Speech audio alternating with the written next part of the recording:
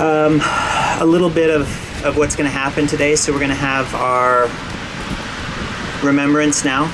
We'll do the best we can. Thank you everyone for coming on this cold day. People come from all over the state, all over the country, and in some places from out of the country. After this, we're going to eat. Inside of that pickup truck, there's a bunch of trays of food that we're going to pull out and, try to make it happen. We're not that organized, but we got a lot of heart. And then 7:30, we're meeting up at the Salsa Club, which I'll give everyone the address to for those of us who are still here. And we'll have some alcohol and drink some and dance some salsa for the rest of the night, as if last night's adventures were not enough. Merry Jolene Berg, born June 5th, 1972, passed December 16th, 2007. She's survived by her mother, Judy, our oldest sister, Nina, and her younger brother. In her final years, Mary found comfort and meaning in the Christian faith. The people who are gathered together today represent a very diverse group of belief systems. We've got Jews, Hindus, secular humanists, and Buddhists. So, but we pay respect to her belief system today because it brought her peace and comfort. So I'd like to invite Reverend D.R. Anderson, her pastor from the Greater Johnson Missionary Baptist Church, to lead us in an opening with the Lord's Prayer.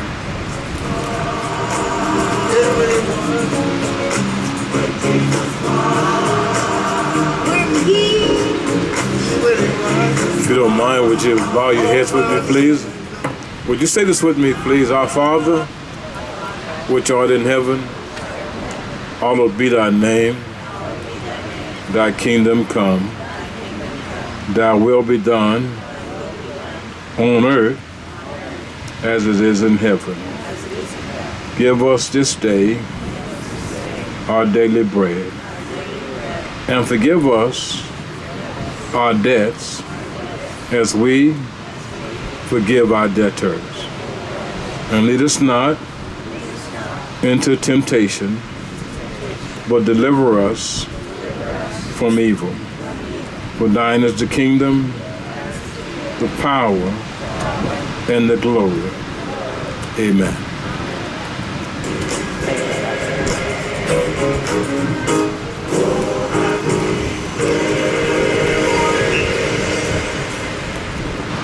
None of us choose to be born or the circumstances in which we come into the world. If, however, I could choose, I don't think that I could have chosen a better set of older sisters. Mary's love sustained me in early childhood, and Nina's love has sustained me in adulthood. I extend that same sentiment to my foster brothers and sisters, Sebastian, Michelle, Maggie, and Mark, whose love has sustained me during difficult times. Our foster family is represented here today by our sister Michelle, who took time off from a grueling residency as an orthopedic surgeon to stand by our side today. This is a woman who worked her way through community college with no resources whatsoever. I'm incredibly proud of her, as I am excuse me, all of my friends from childhood and adolescence. And more broadly, I'm incredibly proud of all of our sisters' peers. You have no idea how beautifully your overcoming honors our sister's legacy. One of the people who's here today is a trucker. Jonathan, who has a story of his own,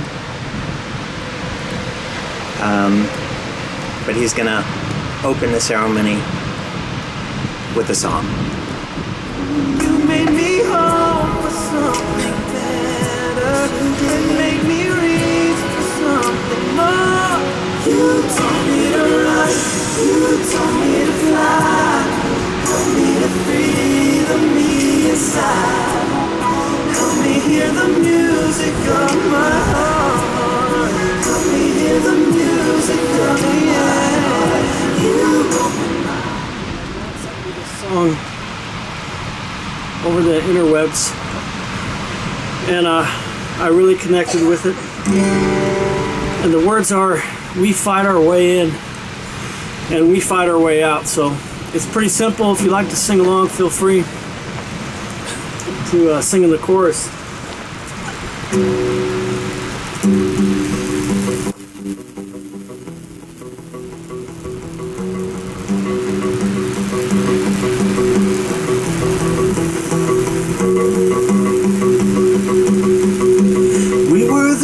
Left home, probably too young. We took our share, and maybe then some. I'm tired of beatings and battles and being torn up, but that made us grow up, and that made them scared. Cause we never learned to keep our voices down. We only learned to shout, so we fought our way in. We fought our way out. We earned what we could from the ground up. Try to lift the whole damn crowd. Cause we fought our way in. We fought our way out.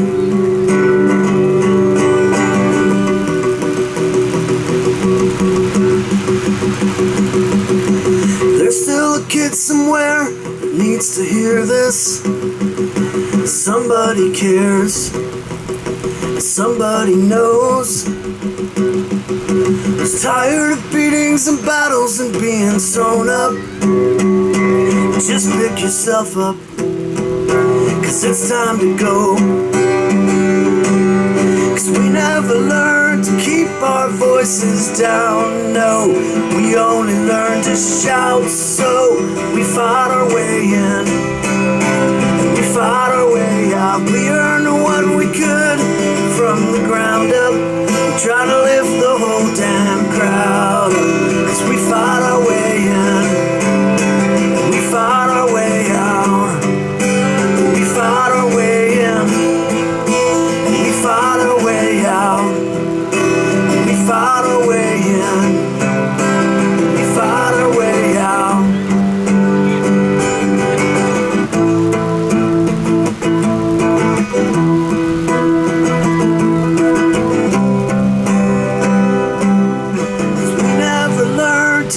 Our voices down, no. We only learned to shout, so we fought our way in. We fought our way out.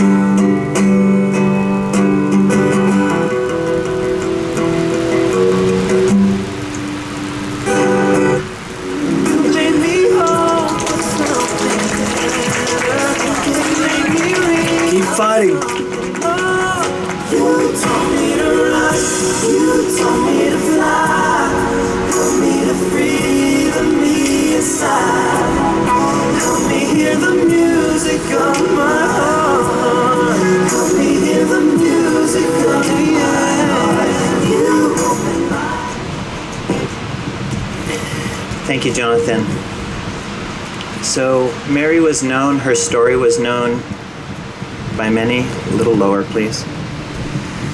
But she was known personally by very few. And as children, the first 9 years of my life was spent following her around, traveling with her, going to school together, singing. And we were blessed to have had the last 22 years together. So I thought today what I could do is, for people who didn't know, try to tell the story of her life from my perspective. It's the only perspective from which I can tell it. Before that, I just really want to acknowledge that this coming together wouldn't have been possible without the help and support of a lot of people.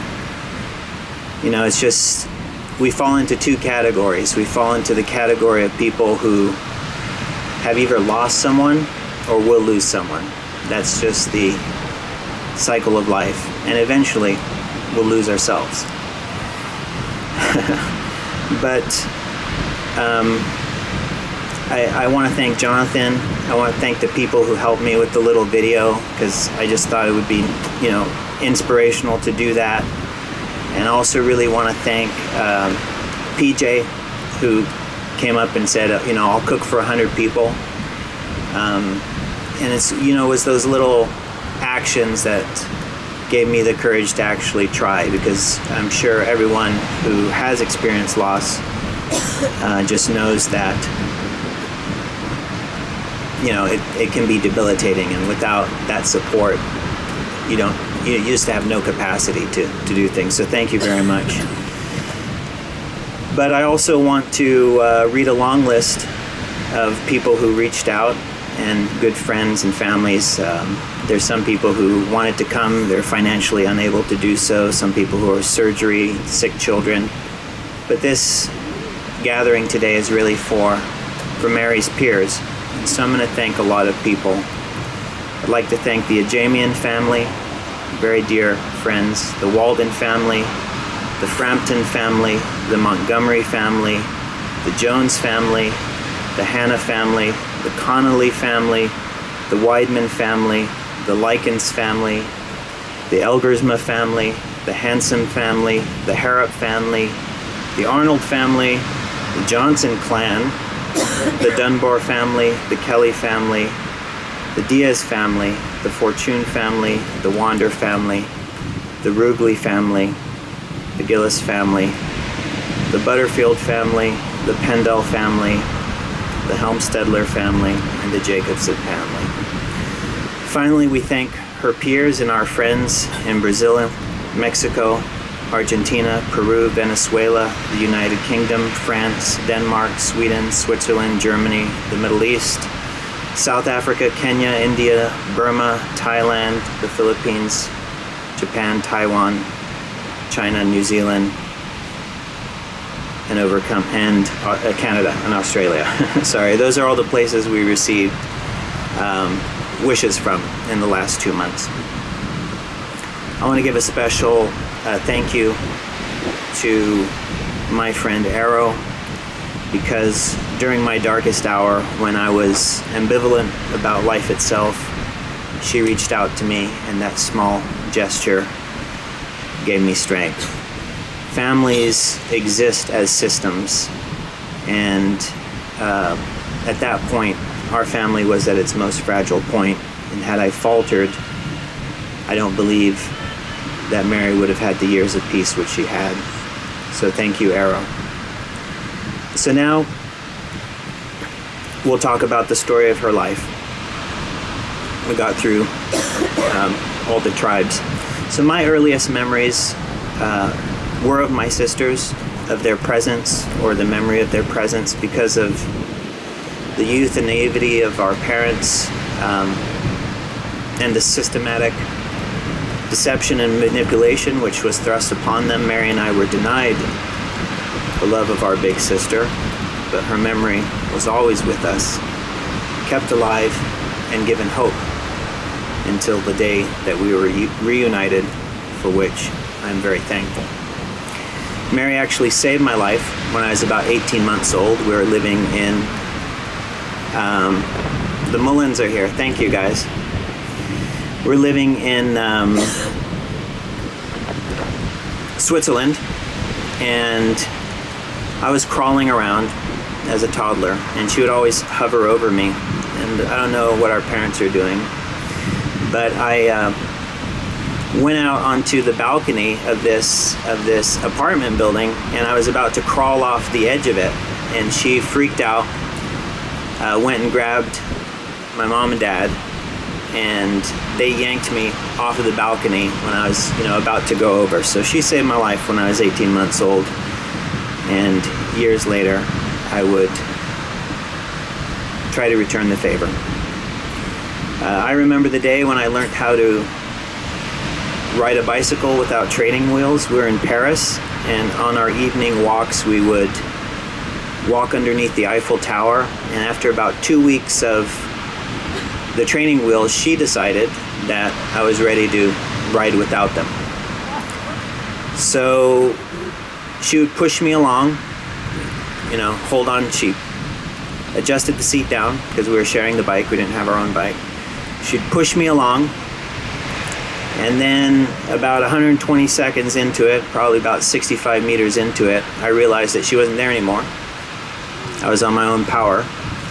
And I turned back and saw her behind me, and then I crashed. And that pattern pretty much persisted throughout our lives. She would give me the courage to move forward, and I'd go for it. And then when I looked back, I crashed. But those were happy years. And during that time, we lived for a while with the Rugley family. There were only 2 of us, but there were like many of them. It was like a whole tribe, So we had to learn all of their names, but for them it was easy. They just called me White Boy, and they called her White Girl. So I'd like to invite a friend of ours from that family, my lifelong friend Michael, to say a few words.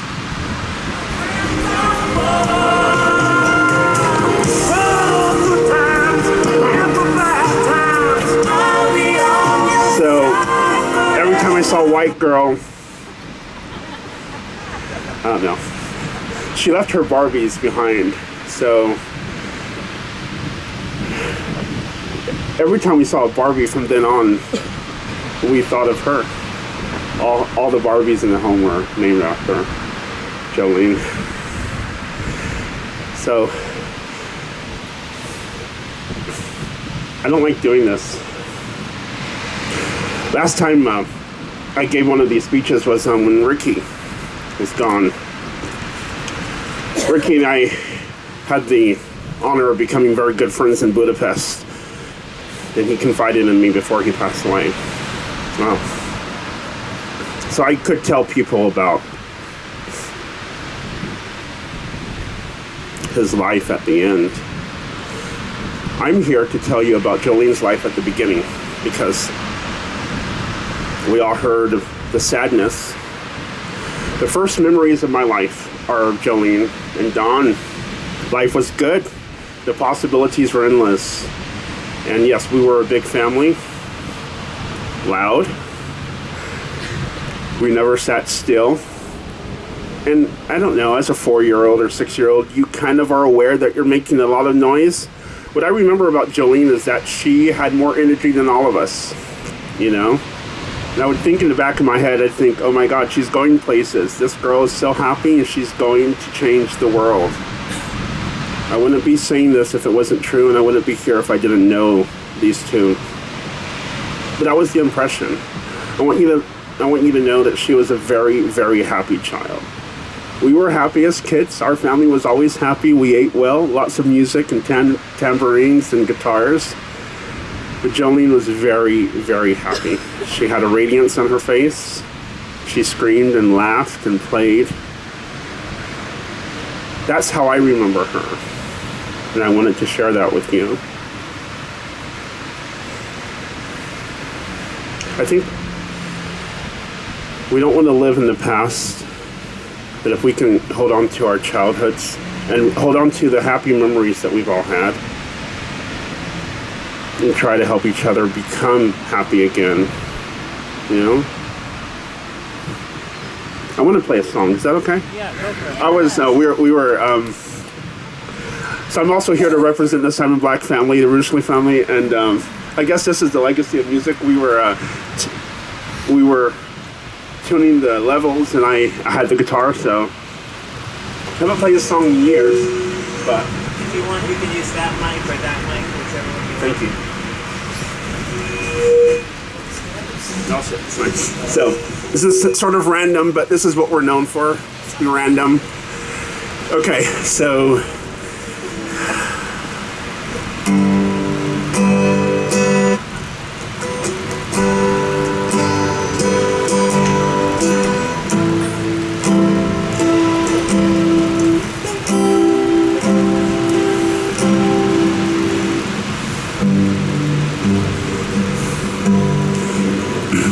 sometimes I act just like an imbecile.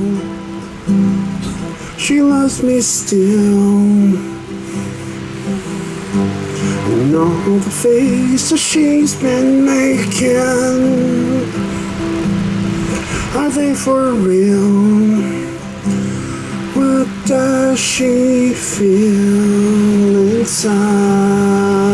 And I wanna know just what she's thinking and how she's doing and what's up.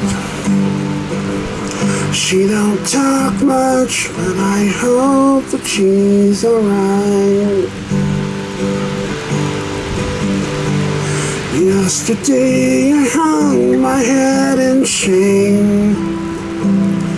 I caused you pain inside.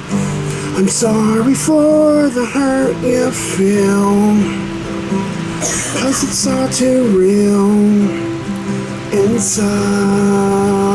And I wanna know just what she's thinking and how she's doing and what's up. She don't talk much, but I hope that she's alright.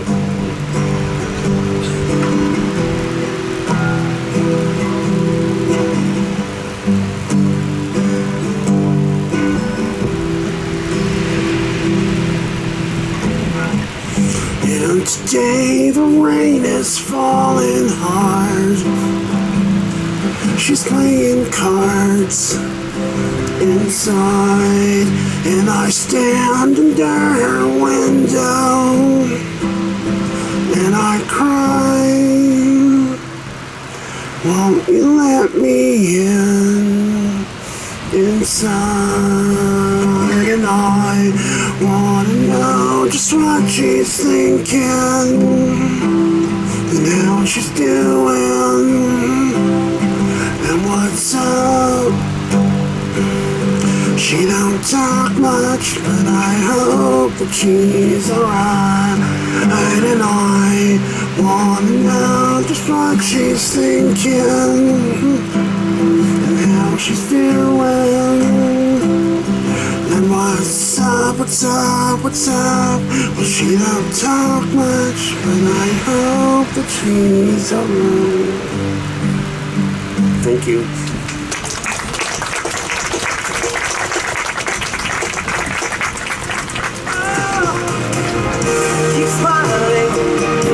Shining, knowing you can always count on me. For sure. That's what Thank you, T. So after Paris, we lived in Bordeaux, which is out in the countryside in France. Went to Catholic school. We were there with our lifelong friend Emmanuel, who's standing behind there. How often do you wear that suit? Like once every 25 years or something? He was good enough to fly out from New York to be with us today. The first time that I ever got into a fight was with my sister. We didn't really tell our parents about it because we didn't want to get some lecture about turning the other cheek. It wasn't that kind of party with us. And I remember it quite distinctly. We were at a summer camp, and she went out and collected a big bunch of blueberries. She had her hands full of these blueberries, and there was an opportunistic bully who asked her to surrender all the blueberries. And she was like, no, these are for my brother and I. And she had her hands cupped. You know, she didn't really have any mechanism for carrying them. So the bully took her hands and put them together, smashed them into her face. So the blueberries were all smashed all over her face. She came crying to me, and you know, you mess with my siblings, and it's on like Donkey Kong, man. And I asked her to point out the responsible party, and she did. And he was bigger than me, and I got a running start, winded him, pushed him to the ground. I was feeling real good about myself for about 200 milliseconds, and then I realized that his buddy was there, who jumped on me, and that was the first big fight. We're scuffling around there on the floor, and you know, she started screaming, ran off and got the camp counselor. They pulled us apart, and you know, that was that. We went off and collected more blueberries and ate them together and got indigestion.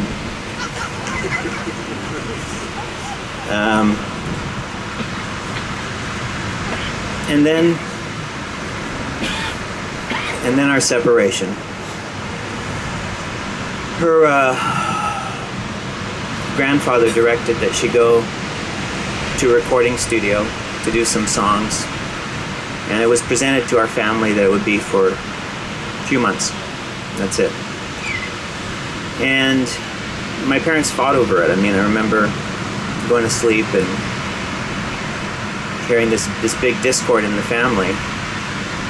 My mother didn't trust the circumstance, and sadly, you know, my father did, and pressure was brought to bear, like, you know, everything's gonna be okay, no stress. And of course, you know, the intent, which we didn't know because we're pretty naive, was to kidnap her. And I didn't see her again for 12 years. And you know, that pretty much destroyed what was left of our little family.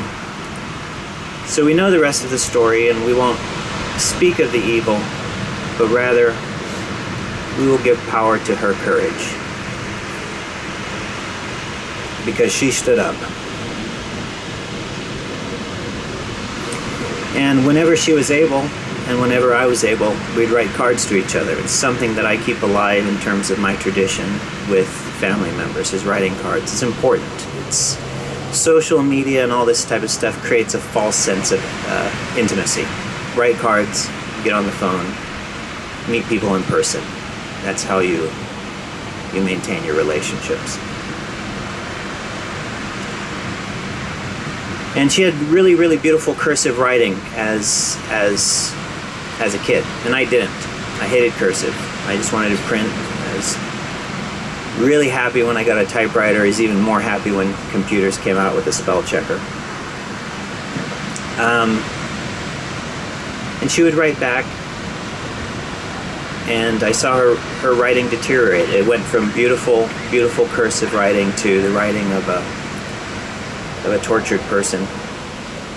But she would still write, and I'd write back. And you know, I've asked myself 1,000 times, you know, how she found the courage. Because none of the other children, none of the other young people that were there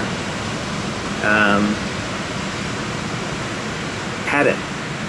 None of them fought back. They were socialized or terrorized into submission, and our sister was not. She knew the cost, and she still stood up.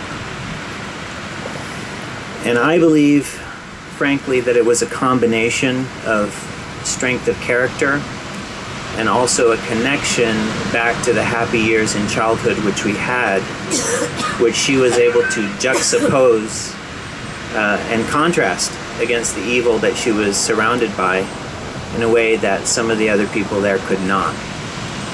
As children, we'd stood up to schoolyard bullies and we'd prevailed. We get beaten up, we'd scrap, we'd come back the next day, and we'd fight again. And eventually, the kids on the schoolyard left us alone. And, we're in France, and we became known as, see if I can pronounce it properly, Les Américains Fous, or the crazy Americans, basically. And so none of the kids messed with us.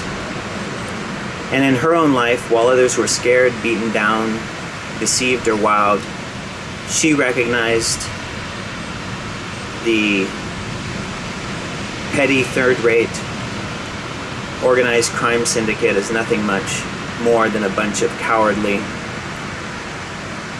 morally, intellectually, and spiritual bankrupt, pathetic, wretched, need I go on, weak schoolyard bullies who preyed on weakness but crumbled when confronted with her strength. You shall know the truth, and the truth shall set you free. But truth can and will never be known until and unless someone has the courage to speak it. And in my life, she was the one who did that.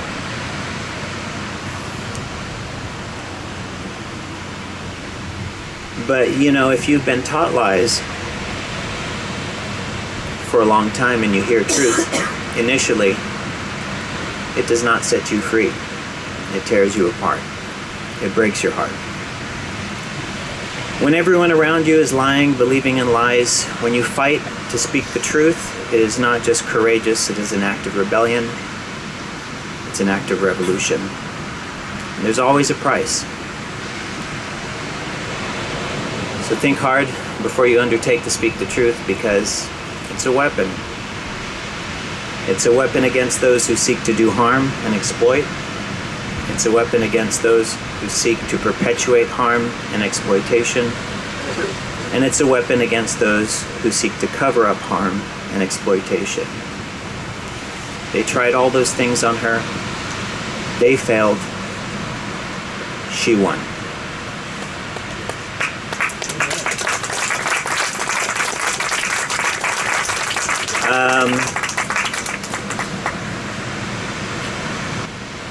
In our sister's case, her overcoming is a story of fighting for freedom, and that freedom had two chapters.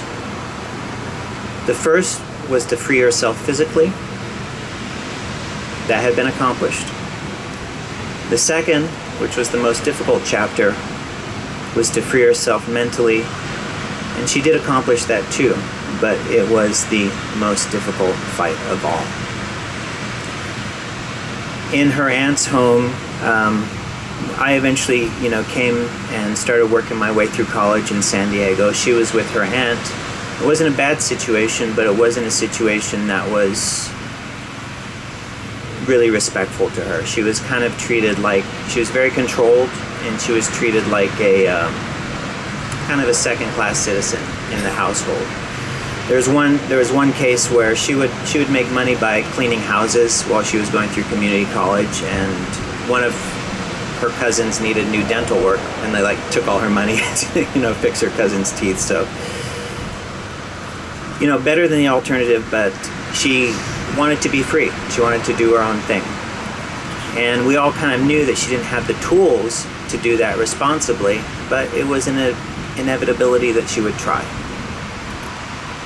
So she came down to San Diego, where my mom and stepdad were living. And Gene, who was our stepdad, was extraordinarily good to her. In that family, we really didn't. There's no control. You basically made your choices, and you floated to the level of where those choices led you. And some of the pathologies did come out, and I'm really careful to separate the pathologies from the person, because I knew who my sister was. And I understood that those pathologies were not her, but I understood that they were an inevitability. And she, at that point, did present substantial risk to our family unit. There was times when, there was drugs. She would make the wrong kind of friends. The house got broken into. They stole a bunch of stuff, made off with firearms. I mean, not her, but the choices or the lack of choice that she was making, created a hazard. So she went out on the beach and there was a series of arrests, 10 in total. And it was around about that time when a lot of things were happening, when Rick passed away. Now, I want to tell you a story because it's a story of friendship that goes back the way that Rugley was just talking about. In the middle of this very sad situation with Rick, we're all fighting. We're getting in there to try to tell a story. And the problem with the media is that they're not interested in delving into the details or the issues. There were legal issues at stake. We actually had a great window because we could pulverize them without them being able to say anything back because the British court case was open and the child was awarded the state. So if they tried to push back, the judge would reverse that thing in a heartbeat. So we had she had given us the perfect platform to take all their members from them, to take all their money, to completely beat them up in the public arena, and we did. There was a serious cost associated with it, but we did. But at the beginning of that, we didn't know that we were going to be able to. And one of her childhood friends, Celeste, in England, was a single mother living in council housing, had no money to her name, was just starting to work her way through college, and we couldn't get American media companies to take us seriously. You tell them the whole story and it would just be, some garbage that they would put out. And Celeste was very poor. She was in dire straits, but she was my friend. And she was Mary's friend from back in the day. And Channel 4 in England offered her $20,000 to do a documentary about her life and everything else. And at the same time, the same money was being made available to her friends on this side of the pond. And Celeste, I would not have held it against her if she had taken the money. She needed it. She was a mother. She had nothing. And she said, no, I'm not going to take the money.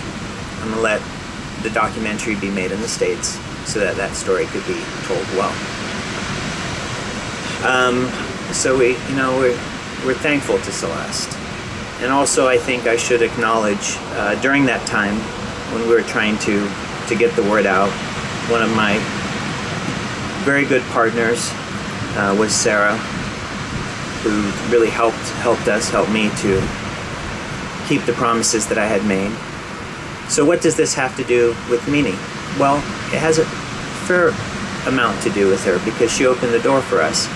But it was also a situation where one time she was going in front of the judge.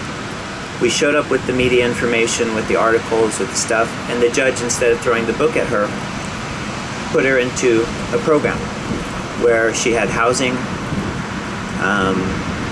she had medical care, she had, the type of an apartment that would cost someone $1,600, $1,700, $1,800 a month. She didn't have the pressure of having to work to make provision for herself, which she wouldn't have been able to navigate properly. But it was a tough time. It was a good time. And during that time, we were the gangsters. Before that, we were, sorry. Try to get the music back up. Before that, they held the cards, tables turned, we held the cards. And one of the people who helped us during that time is here today, a graduate of Boise State University, honorably discharged United States Air Force, former adjunct professor of computer science, nurse, world traveler, and honest adherence to his own proclivities, which I can relate to, Andrew. A brother like myself will kick back. Now gangsta ass players come in all shapes and colors. Some got killed in the past, but this gangster here was a smart one. Started living for the Lord and I last. Now all I gotta say to you, wanna be, gonna be, crumb snatching, coochie eating pranksters. When the Grim Reaper steps up, what the hell you gonna do? Damn, it feels good to be a gangster. Thank you. I am honored to have this opportunity to put Mary's life experiences into context from the perspective of someone who never met her, but was nevertheless deeply impacted by the events of her life. In the spring of 1987, I was an 11-year-old child living away from my parents in Guadalajara in Mexico in one of the hundreds of compounds that was then run by the criminal religious organization that Mary and I shared the misfortune of being born into. As many of us here remember, in these compounds there were mandatory daily readings of the latest missives from that cult's leader. One day these readings described the violent torture of a child at the hands of the cult's leader who lived in hiding. Mary was that child. It is an unfortunate fact of human life that on occasion we must face evil so horrific that the only rational moral choice is to fight these evils at all costs.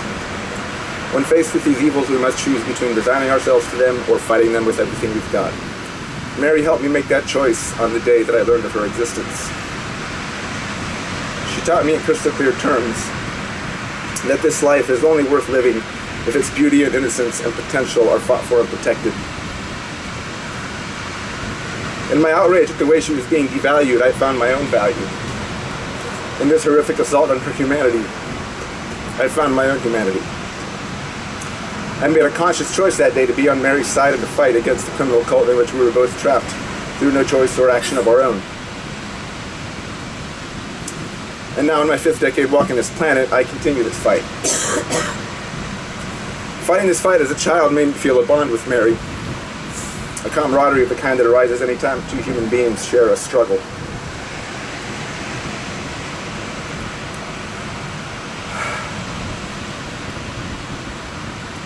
Mary was a canary in a coal mine of horrific abuse and suffering alerted myself and thousands of other children to the dangers of the environment that we were born into. Mary was also much more than that. She was a child with a bright smile and an angelic voice. She was a daughter and a sister. She was a beloved friend to many of us here. She was a rebel against a system that abused and exploited her. And like any rebel with a righteous cause, she should not be defined by the horrors that she rebelled against, but rather by the courage and tenacity with which she fought against them. In the years since I claimed my freedom from that evil cult, Mary has been with me. Every time I've had the privilege of helping a victim of violence or abuse, I'm applying the same basic love for humanity that I found in myself when I learned that a child was being tortured on the other side of the world. When I face overwhelming odds that seem to be stacked against me, I think of that wee child, defying her tormentors. They tried to break her, but her spirit did not break. They did their level best to destroy her, but her life force persevered. As I fought my own fight against that evil organization, I found hope in the knowledge that on the other side of the world, another child was facing greater horrors than I was facing, but she did not break. Consequently, I did not break. Thank you, Mary. Now gangsta ass players come in all shapes and colors. Some got killed in the past, but this gangster here was a smart one. Started living for the Lord and I last. Now all I gotta say to you, wanna be, gonna be, crumb snatching, coochie eating pranksters. When the Grim Reaper steps up, what the hell you gonna do? Damn, it feels good to be a gangster. All right, well, a little irreverence never hurt anyone. Thank you, Andrew. She overcame, and yet she lived without justice. And this is something that I've thought about for a long time. Like, how do you live without justice? It's a difficult thing to do. And sometimes you believe that you're the only one. And that's not accurate. There are many people many communities who've lived without justice. Okay, you look at the Armenian community, genocide. No, still living without justice. You look at, the Holocaust. There's some reparations and things, but that still has impacted people. You look at the African American community, who were, exploited and still haven't received justice for the crimes that were committed against them.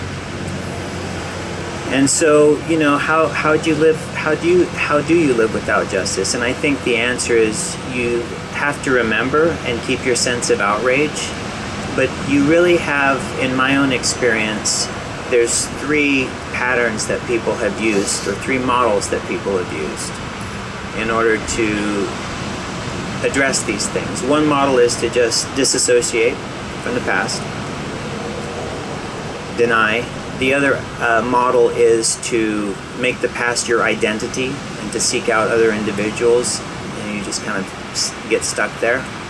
I'd say that those 2 have no benefit, and they had no benefit for Mary. And the third pattern is to acknowledge it, and then to focus very clearly on, what you want out of your life, and to go for it. And finally, when she was able to do that, she blossomed. And she really, in our own conversation, in our own life, there was absolutely never any consideration or conversation about the past. She wanted it to be as far away from possible. And that was what gave her peace. And that's what gave her love and gave her relationships and a community. And gave her Virgil. Virgil, will you say a few words for us? For all those times you stood by me, for all the truth that you made me see, for all the joy you brought to my life, for all the wrong that you made right, forever.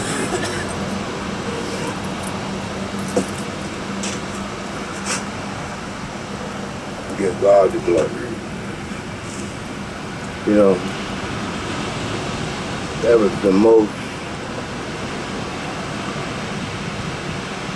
I say the best, and the brief 4 years I had in my life with her. I was married for 22 years, but I didn't have a life like that.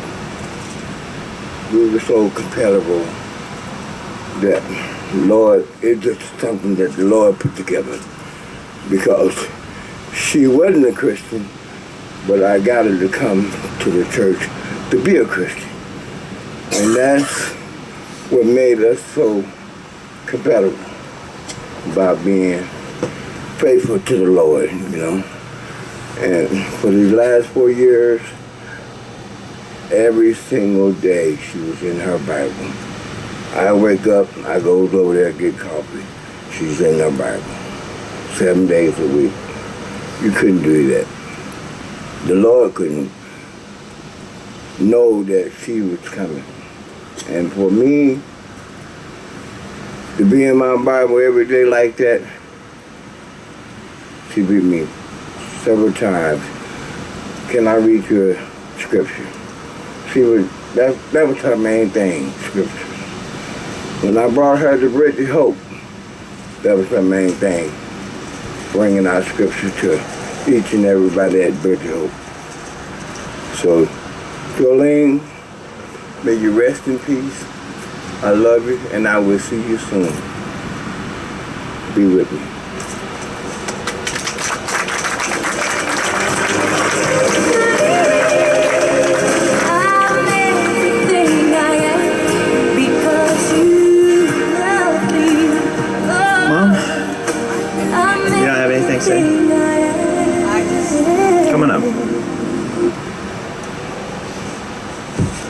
I just want to say how thankful I am for Virgil.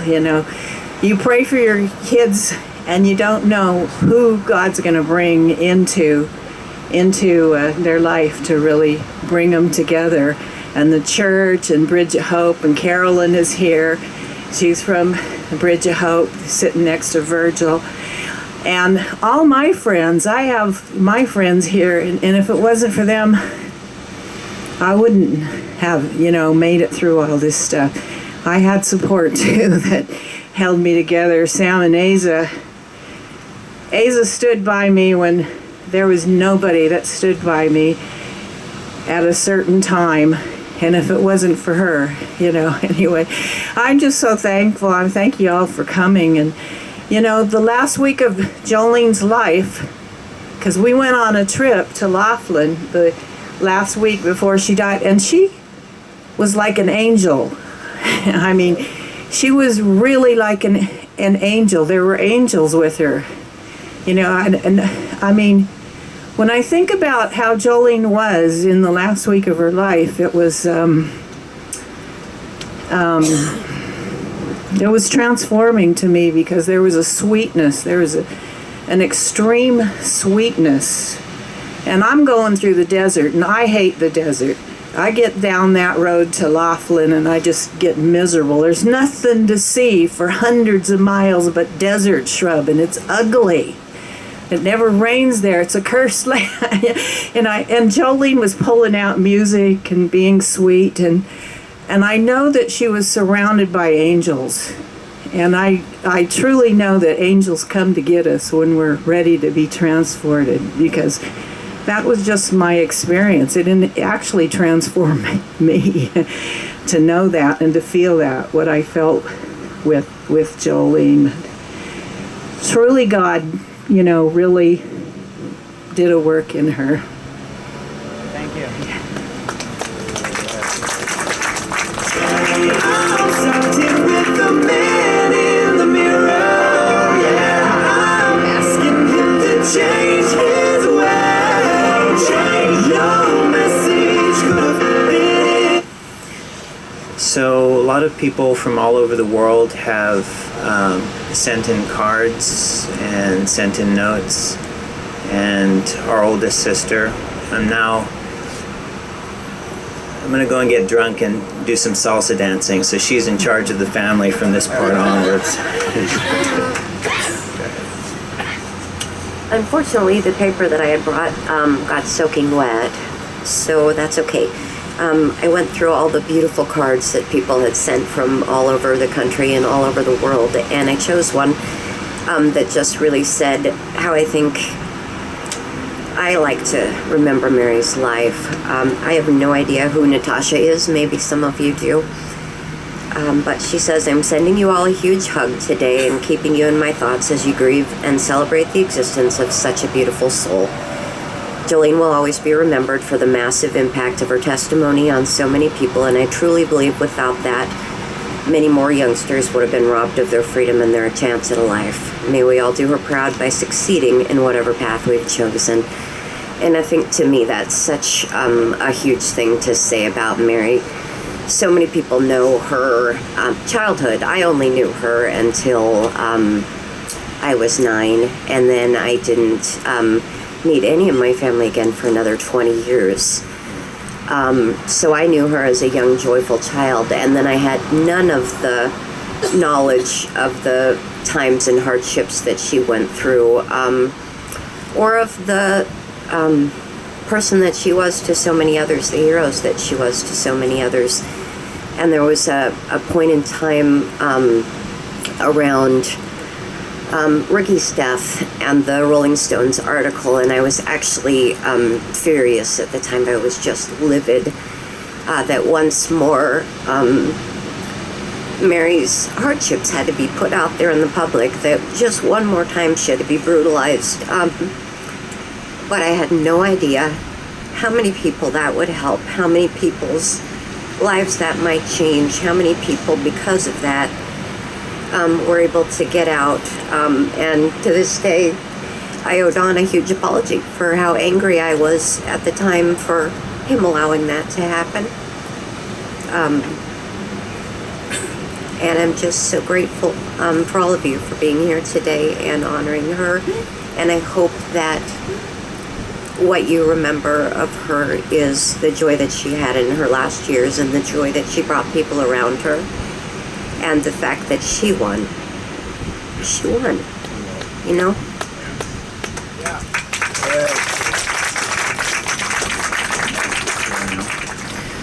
I'm going to say some closing words, and then we'll just kind of gather ourselves. People want to take a minute, or what have you, and then we're going to borrow from the Jewish tradition, and that tradition is what you do is you have two lines of people, and the family members walk through the middle. And Emmanuel and Trevor are going to anchor the line as close to the water as possible. That's why I've got these goofy shoes on, so I'm not wearing leather shoes. And what we're going to do is we have a casket with 3 vials of her ashes in there, mixed with sand so that we don't mess anything up. We'll walk through the middle. The pallbearers will bring those ashes there. And then there's 3 canisters. Emmanuel can hold 1 canister and bring them to our mom. The other 2 will pass down the line so that everyone can hold her. Everyone can say goodbye. We'll pass it to the front of the water, and then once they're at the front, I'll be there, everyone will be there. Let's form an unbroken line. Put your hands on someone's shoulders so we're all together in that moment, and we'll let it go. We'll let it go. And I speak, directly to my peers. Everyone's going to make their own decisions in terms of how they want to live, what they want to do. But I can speak only for myself, and I just say, I'll be damned if I dishonor my sister's sacrifice by not having the kind of life that she would want for me. Let it go. Find a way to make your peace. Let the anger go. Move forward. Have a good life. Don't try to seek bonds based on dysfunction in the past. It's not healthy. The scientific evidence is in on it. You can make new friends. You can find acceptance in your life. So I'm going to close by talking a little bit about accomplishment. And I'm careful when I speak about accomplishment because I think that accomplishment is relative to capacity and opportunity. And so sometimes when you talk about accomplishment, people who feel that they're better than other people kind of puff up, and then other people like me who feel like didn't accomplish exactly what I thought I would accomplish, kind of feel deflated. But in my own mind,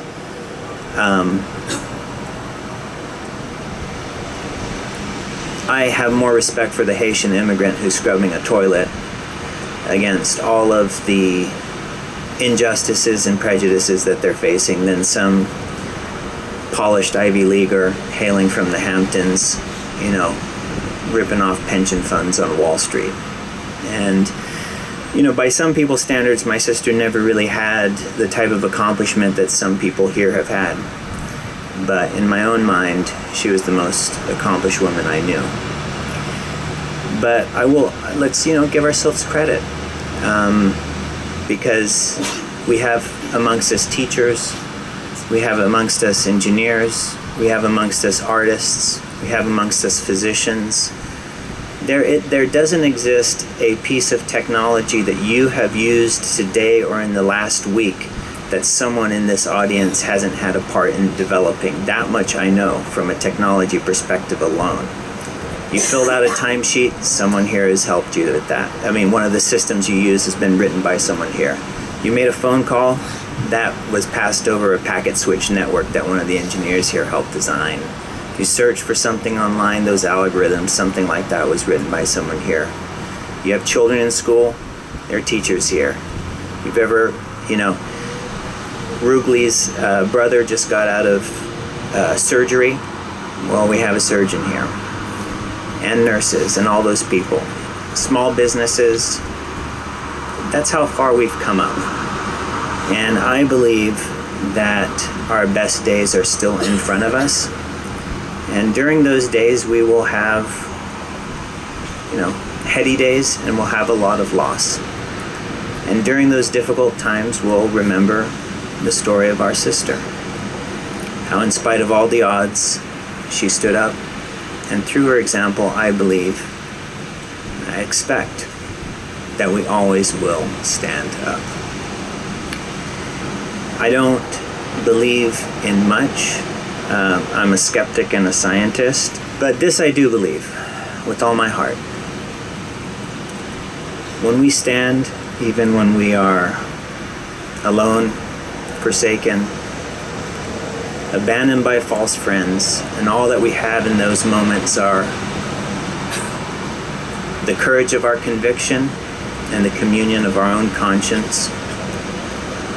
During better days, when we stand and we gather around ourselves the people who love us, the people who understand everything that is beautiful about us and everything that is broken about us, but they still fight for us. When we dig deep into our souls and we understand what's healthy, what's right, what we want for ourselves, for our children, for our family, for our community. When we do those things and when we stand together, there's no healing that cannot be ours. There's no overcoming that we're not capable of. And there is nothing that we cannot achieve. That's our sister's gift to us. Thank you.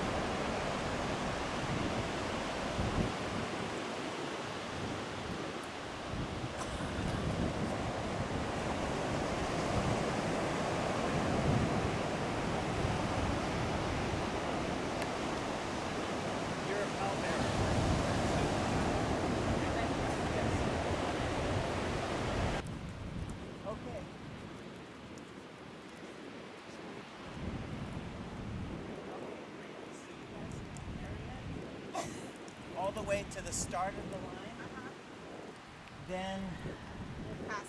Then yes, you can carry it through to our mother. The other two will be passed along the line to us. Nina? Yes. We're gonna go and do it. Okay. All right, guys. Yeah, let's start walking. He'll be right behind us. Off you go, Dad. I know that they're getting told away. Yeah.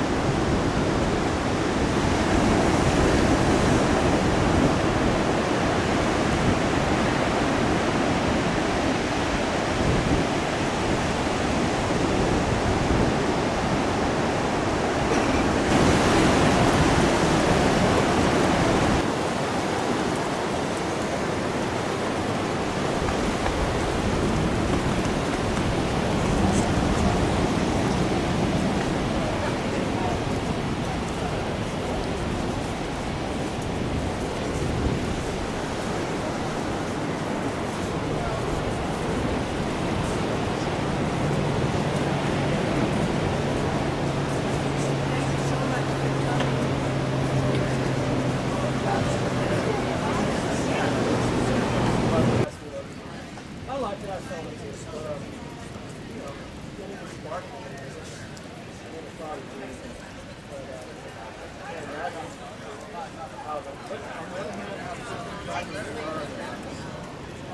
are kind of different little.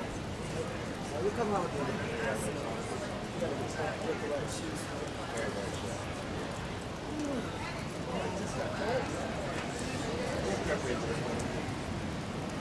It's not a little